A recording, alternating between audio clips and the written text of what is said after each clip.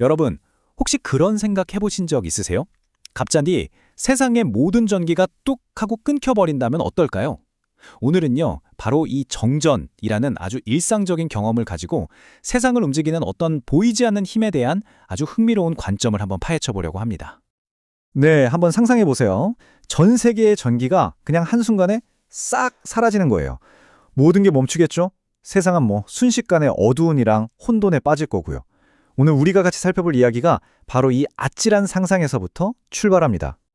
이 글을 쓴 저자가요, 실제로 정말 꽁꽁 얼어붙을 것 같은 추운 날에 3시간 동안 정전을 겪었대요. 그때 느꼈던 그 무력감 있잖아요.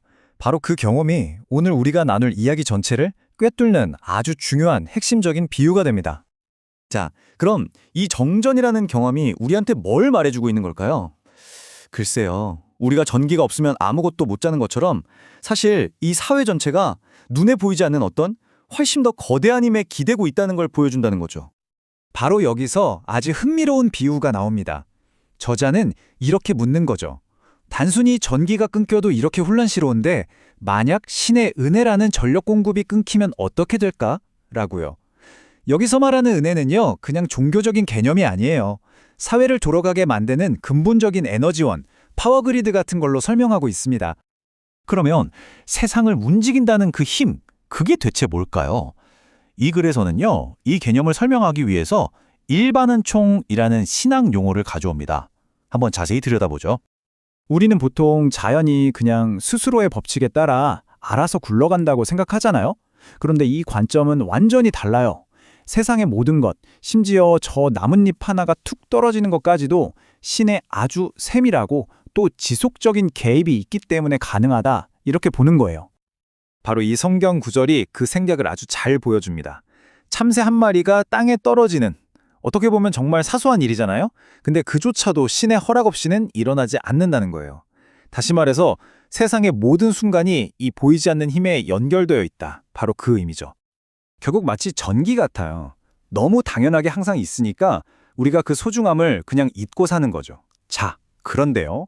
만약 이 연결이 끊어진다면, 그러니까 영적인 정전 상태가 되면 과연 어떤 일이 벌어질까요?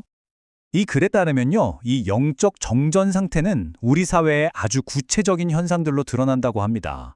그리고 그 결과가 생각보다 꽤 충격적이에요. 성경의 로마서라는 부분에서 이 연결이 끊겼을 때 나타나는 사회의 병든 모습들을 무려 21가지나 쭉 나열하고 있거든요.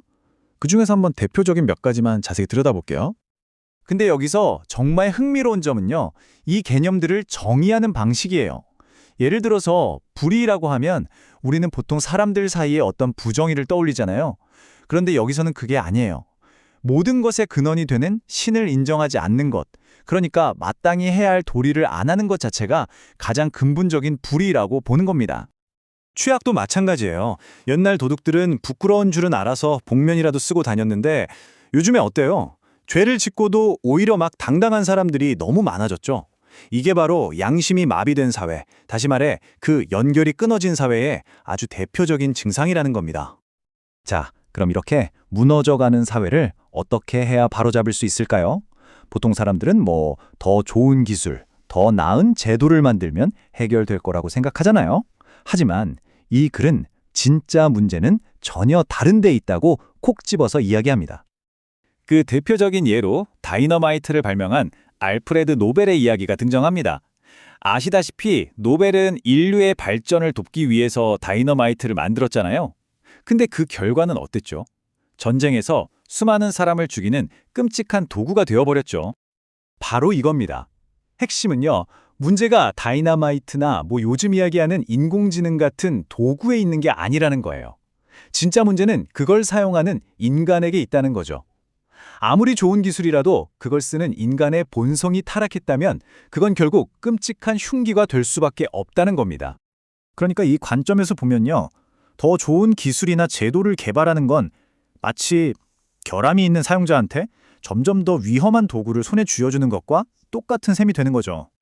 아니, 기술도 정치도 근본적인 해결책이 아니라고 한다면 대체 뭐가 해답이라는 걸까요?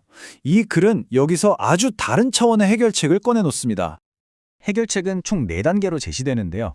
첫 번째, 문제가 시스템이 아니라 바로 사람한테 있다는 걸 인정하는 겁니다. 그리고 두 번째, 그 사람이 변해야 한다는 거죠. 그럼 어떻게 변하느냐? 세 번째 단계가 바로 신의 은혜라는 그 전력망에 다시 접속하는 겁니다. 마지막으로 그렇게 다시 연결된 사람들이 이 세상을 지키는 소금 같은 역할을 하게 된다. 이런 논리 구조를 가지고 있어요. 결국 이 글의 결론은 이겁니다. 세상을 바로잡는 건 어떤 거창한 시스템이나 정책이 아니라는 거예요. 그 근원과의 연결을 회복한 단 한 사람, 바로 그 한 사람이 세상을 지키는 열쇠가 된다는 거죠. 자, 오늘 우리가 살펴본 내용은 어떤 신학적인 해답을 제시하고 있죠? 하지만 그 근본적인 질문은 우리 모두에게 던져지는 것 같아요. 여러분이 생각하기에 우리 사회가 정말 무너지지 않도록 뒤에서 든든하게 지탱하고 있는 그 보이지 않는 힘은 과연 무엇일까요?